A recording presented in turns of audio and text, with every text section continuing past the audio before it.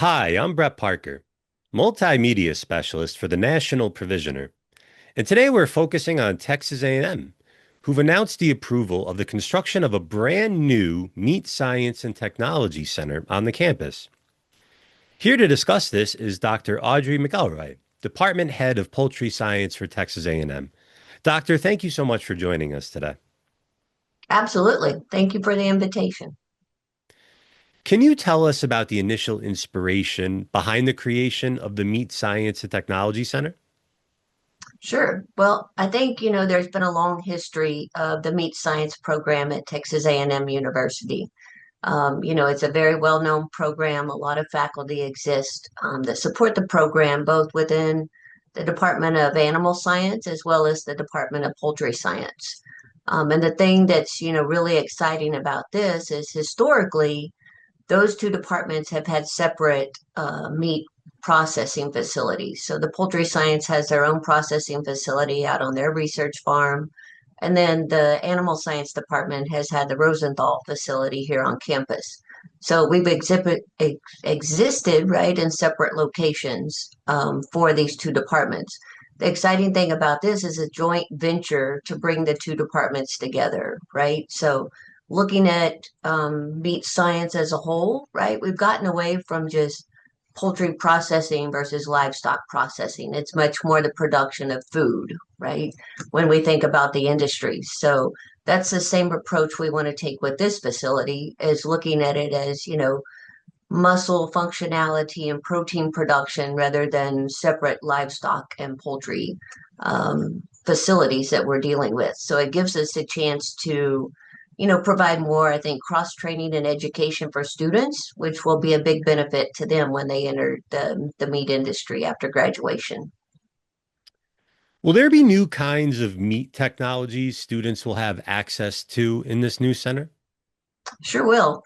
This is going to be a state of the art center, right? So, for example, our poultry processing facility at this point is very, very primitive, something you would find in the backyard, for somebody that has a small flock. So this will be a huge advancement for us to bring in, industry type equipment that will allow the students to be able to use hands-on. Same thing for the livestock production and processing there is they'll have state-of-the-art equipment. There's even a spot in the building, right? Well, we will be able to work with companies that want to demo new equipment, and we can bring those in for teaching purposes or research purposes as well.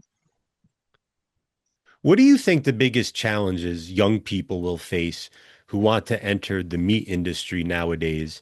And how does the new center address these challenges?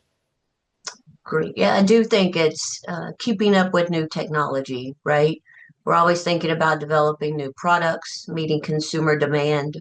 And with, the growing consumption of both, meat and poultry products, it's a demand that students are going to have to face. And so being able to provide them with daily hands-on, processing in this facility, it will really allow them to become better trained.